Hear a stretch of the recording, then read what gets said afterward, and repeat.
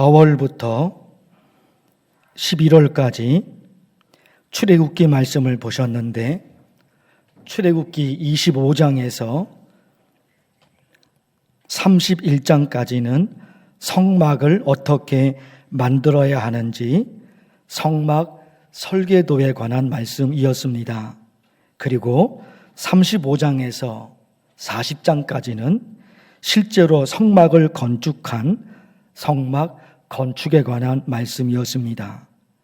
4월부터 11월까지 이 출애굽기 말씀, 특히 지금 말씀드린 출애굽기 25장에서부터 이 말씀을 집중적으로 설교했습니다. 성막 구조가 성막 울타리 문을 열고 들어가면 마당이 있습니다. 그 마당에 짐승을 잡아 불에 태우는 번제단이 있고, 또 제사장이 손을 씻는 큰 대야도 있습니다. 마당 안쪽에 성막이 있는데 성막이 성소와 지성소로 구분이 됩니다. 성소에 향을 피우는 게 있고, 등불을 올려놓는 등잔대, 거기다가 떡을 올려놓는 진설병상, 떡상이죠. 성소에 있습니다. 그 성소 바로 옆이 지성소인데, 거기에는 십계명 돌판이 들어있는 언약궤가 있습니다. 언약, 하나님의 말씀이 들어있는 궤입니다. 성막에 관한 말씀이 하나님의 말씀입니다. 그것도 하나님의 말씀입니다. 그러니까 어느 것 하나하나 중요하지 않은 말씀이 없습니다. 그러나 가장 중요한 것이 있는데 그건 놓쳐버리고 성막의 구조가 어떻고 그 크기가 어떻고 번제단은 어떻게 만들고 진설병상, 떡상, 그 모든 것들은 어떻게 만들고 모양은 뭐고 가로 세로 높이는 뭐고 여기에만 매달리면 그거는 의미가 없습니다. 성경 말씀에 있으니까 성막의 모든 것이 다 중요하죠. 크기도 모양도 색깔도 다 중요합니다. 그러나 그거보다 더 중요한 게 있거든요.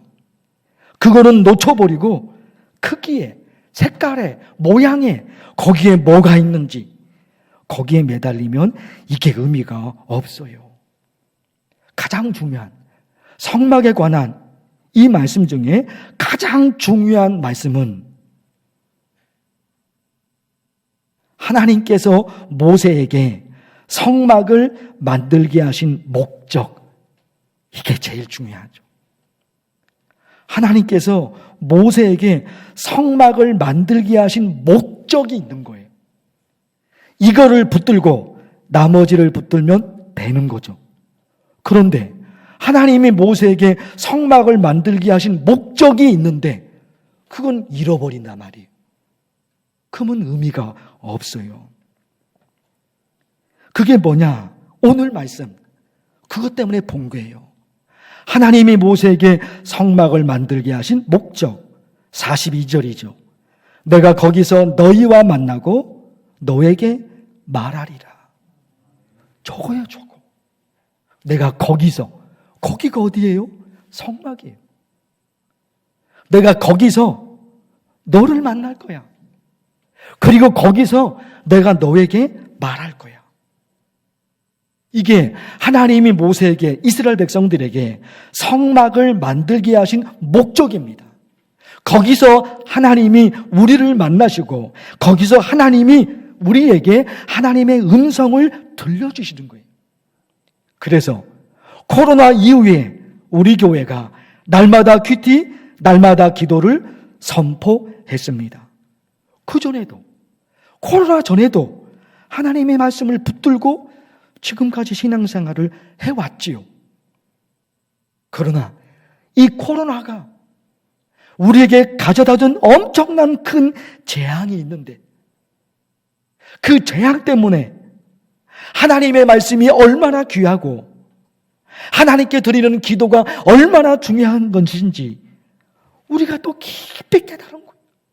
평상시에도 예배가 중요하고, 평상시에도 말씀이 중요하고, 평상시에도 기도가 중요하다는 것은 알았습니다. 평상시에도 그렇게 신앙생활을 했어요. 그런데 코로나가 가져다 준 더 절박함, 코로나가 우리에게 건네준 더 간절함이 우리에게 생겼단 말입니다. 그래서 더 애절하고 더 간절한 마음으로 날마다 큐티, 날마다 기도에 매달린 거예요. 작년 교회 표어, 그리고 올해 우리 교회 표어, 날마다 큐티, 날마다 기도 또 이어갑니다.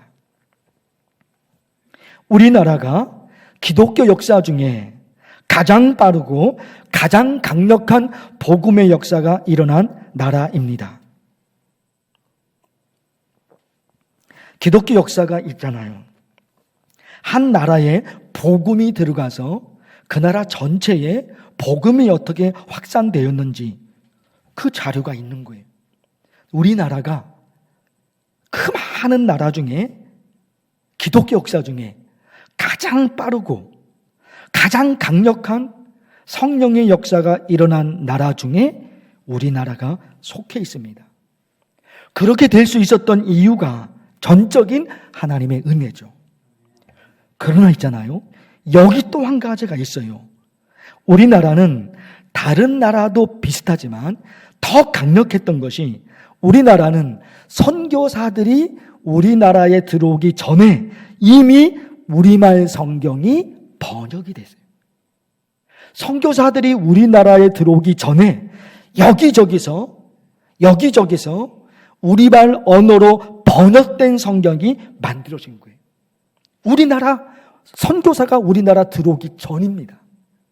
스코틀랜드에 로스 선교사가, 그 당시는 조선이죠. 그 조선에 복음을 전하기 위해서 우리나라로 들어오는데, 우리나라 들어오기 전에 수년 전에 로스 선교사가 만주에서, 중국 만주에서 우리나라 무역 상인 이응찬을 만납니다. 무역 상인이에요. 인삼을 파는 무역 상인 이응찬. 그 사람을 만나서 스코틀랜드의 로스 선교사가 우리나라 말을 배웁니다. 언어에 청재적인 능력이 있어서 1년 만에 우리말, 우리 글자 1년 만에 로스 선교사가 깨우칩니다. 이응찬이 그 과정에서 복음을 받아들여요. 그래서 무역상인, 자기가 하는 일은 조금씩 접고 로스 선교사와 이응찬이 우리말 성경 번역을 시작을 합니다. 1882년, 지금으로부터 140년 전입니다. 140년 전 그때 최초의 한글 성경 누가복음이 만들어집니다. 화면을 통해서 여러분 잠깐 보실 텐데, 예수 성경 전서 그 꼭대기에 작은 글자로 누가복음, 큰 글자 누가복음은 그 후에 나온 거예요. 처음은 예수 성경 전서, 그때 140년 전이니까 우리말하고 지금 좀 다르죠, 단어 글자가. 140년 전에 최초의 한글로 누가복음이 만들어집니다. 그리고 이어서 요한복음도 만들어집니다. 그리고 이어서 사도행전, 마가복음, 다음 장면 요한복음, 사도행전, 신약전서들이 쭉 만들어집니다. 우리나라는 이 땅에 복음이 들어오기 전에, 우리나라에 선교사가 들어오기 전에 이미 외국 선교사들 통해 우리 한국인을 만나서 우리나라 언어와 우리나라 글자를 배우고 그렇게 한글 성경을 만들어 낸 겁니다. 거기다가 로스 선교사가 성경을 우리나라 글로 번역하기 16년 전, 1882년, 지금으로부터 140년 전에 최초의 한글 성경 누가복음이 만들어지는데, 그보다 훨씬 전 16년 전에 토마스 선교사가 우리나라에 복음을 전하기 위해서 대동강변, 배를 타고 대동강변에 옵니다. 그때 토마스 선교사가 가져온 성경책이 한문 성경입니다. 한글, 그 당시 그 초창기 한글 성경은 1882년에 만들어진 것이고 한글 성경이 나오기 전에는 한문 성경이 있었던 거예요. 전부 다 한문이어서 한자를 모르는 사람은 못 읽어요. 한문 성경을 토마스 선교사가 가지고 온 겁니다. 그런데 몇 번 말씀드린 대로 대동강변에 도착하자마자 토마스 선교사가 순교당합니다. 그때 그 모래사장에 한문 성경 여러 권을 뿌렸잖아요. 거기에 몇 명 사람들이 구경하고 있다가 12살 최칠항이 성경 3권을 주워다가 집으로 가져옵니다. 그 당시는 외국 사람을 만난다, 뭐 타종교다, 그거 감당하기 어려워요. 12살 최칠항이 너무너무 무서우니까 평양 경비였던 박영식, 그분에게 갖다 줍니다. 박영식이 보니까 모르죠 뭔지. 그런데 종입니다. 그 당시 이 종이가 얼마나 귀했습니까? 그 성경책을 한 장 한 장씩 다 찢어서 자기 집에 벽지로 사용을 했던 거예요. 세월이 10년, 15년 지나서 최칠항이 청년 어른이 됐습니다. 그 최칠항이 그 박영식 그 집을 사서 최칠항이 여관으로 만듭니다. 여관이 된 거예요. 그로부터 27년이 지납니다. 그로부터 27년이 지나서 마페 선교사가 평양에 선교하러 왔다가 그 여관에 머무르는 거예요. 벽지를 보니까 한문 성경인 거예요. 최칠항은 이게 뭔지 몰라요. 과정을 설명하고 마페 선교사가 그 여관 주인 최칠항에게 하나님의 말씀을 전합니다. 이게 성경 하나님의 말씀이다. 그가 복음을 받아들여요. 그래서 그 여관이 평양 최초의 교회가 됩니다. 우리나라는 선교사들이 우리나라에 들어와서 복음을 전하기 전에 이미 우리말 성경이 이미 번역이 됐던 거예요. 우리말 언어로 된, 우리말 글자로 된 성경이 이미 번역이 됐던 거예요. 그것이 이 사람을 통해, 저 사람을 통해서 우리 한국 땅에 들어오게 돼요. 그로 인해 이 땅에 그 어떤 나라보다도 강력한 성령의 불길이 이 땅에 일어났던 겁니다. 우리나라에 들어와서 사는 외국인들이 많습니다. 우리나라에 들어와 사는 외국인들. 누가 우리나라에 빠르게 그리고 잘 적응할까? 두말할 거 없습니다. 우리말을 잘하는 사람이 가장 빠르게 그리고 가장 잘 우리나라에 적응합니다. 2달 전에 몽골 가족이 우리 교회에 등록을 했어요. 엄마, 아빠, 그리고 7살 딸 셋이 2달 전에 우리 교회에 등록을 했어요. 집이 의정부인데 엊그제 송구 영신 예배 때도 그 몽골 가족 엄마, 아빠, 7살 딸이 참석을 했습니다. 엄마, 아빠, 7살 딸 중에 누가 우리나라에 가장 잘 적응하고 있을까요? 엄마, 아빠, 딸 중에. 딸이에요, 딸. 왜? 아니, 어른이 잘 적응하지 7살 애가 어떻게 적응합니까? 근데 7살이 가장 잘 적응을 해요. 왜? 아빠도 우리 말을 좀 잘하고 엄마는 조금 부족하지만 둘 다 엄마, 아빠 그래도 해요. 7살 얘는 있잖아요. 우리 말을 너무너무 잘해요. 너무너무 잘해요. 나보다도 더 잘해요. 저는 어떤 리을이 겹치는 발음들은 발음이 잘 안 되는 게 고치려고 해도 볼펜을 이빨에 물고 르르르 해도 안 돼요. 그런데 얘는 7살 얘는 저보다도 우리나라 발음이 저보다도 더 좋아요. 송구 영신 예배 끝나고 얘가 저한테 인사를 했어요. 새해 복 많이 받으세요. 얘가 나보다 발음이 더 좋아요. 그것만 그런 게 아니라 모르는 단어가 없어요. 그러니까 7살이지만 우리나라 말을 잘하니까 어디를 가든지 누구랑 만나든지 적응이 되는 거예요. 적응이 되는 거예요. 멀쩡하게 생겼어도 그 나라 언어를 모르면 적응 못해요. 엄청난 지식을 가지고 있어도 그 나라 언어를 못하면 그 나라에 적응을 못해요. 제가요, 장석교회 부목사로 있으면서 선교 담당이어서 영어도 못하는데 돌아가면서 담당하라 하는 거라 그냥 선교 담당을 하게 됐어요. 그 러시아, 중국은 한 3번, 카자흐스탄, 대만, 몇 군데 안 되구나. 그래도 몇 나라를 갔다 와봤어요. 문제는요, 아무것도 못해요. 그 나라 언어는 둘레치고 영어도 안 되니까 가이드가 없으면 아무 데도 못 가요. 할 수 있는 게 없는 거예요. 그 나라를 갔는데 그 나라에서 누릴 수 있는 것을 며칠은 안 되지만 그 나라에서 누릴 수 있는 것을 아무것도 누리지 못해요. 일본도 갔다 왔는데 일본어 아는 게 없어요. 아리가또? 하이 이거밖에 몰라요.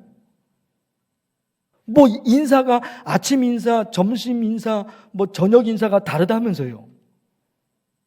일본에 갔는데 아는 단어가 아리가또밖에 모르니까 그 문화나 거기서 누릴 수 있는 걸 아무것도 못 누리는 거예요. 언어를 모르잖아요. 그 나라 언어를 알게 되면 그 나라 글과 그 나라 언어를 알게 되면 그 나라 역사와 문화와 그 나라가 어떻게 해서 발전이 됐는지 그리고 그 좋은 점들을 얼마든지 내 것으로 만들어낼 수 있어요. 그 사람과 외국 사람과 그 언어를 알면 그 사람과 충분한 대화와 충분한 친교가 어마어마한 것들이 이루어지잖아요. 그 나라 언어를 모르니까 그 나라 글을 모르니까 그 나라에서 누릴 수 있는 것을 다 누리지를 못해요.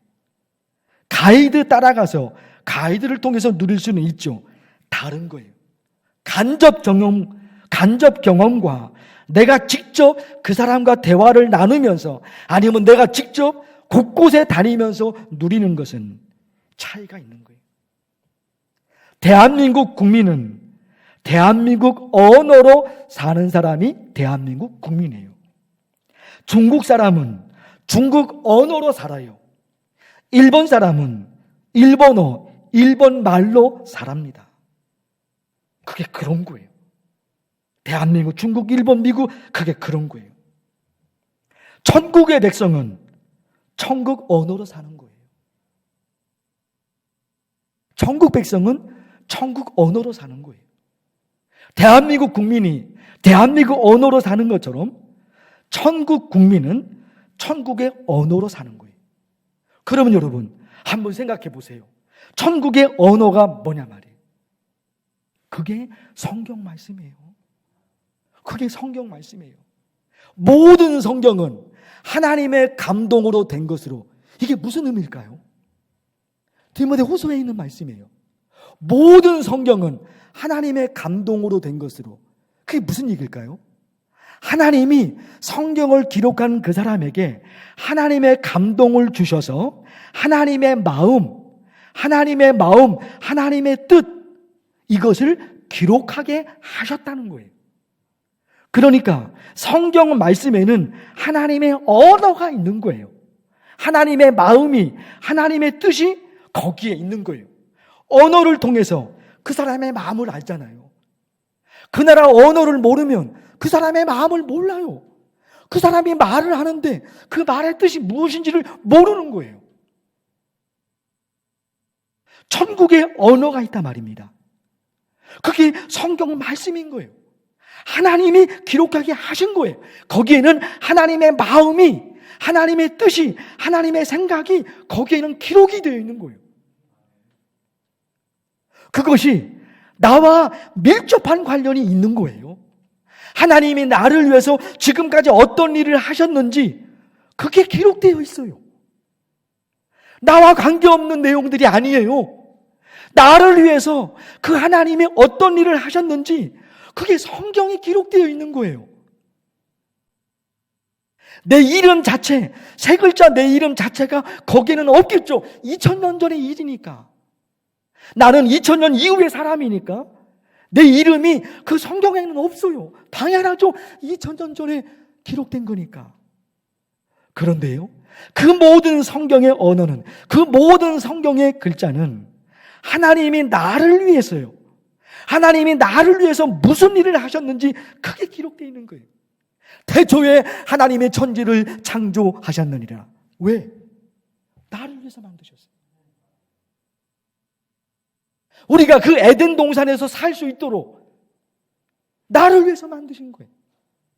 예수 그리스도께서 십자가에서 죽으셨습니다. 살이 찢겨지는 고통으로. 왜? 나를 위해서요. 나 살리려고, 나를 천국으로 인도하려고, 나를 위해서 그분이 죽으셨어요. 힘들고 어려울 때 아픔이 있고 눈물이 있고 고통이 있죠. 그때 내가 어떻게 하면 살 수 있는지 그것까지 하나님은 성경에 기록해 두셨어요.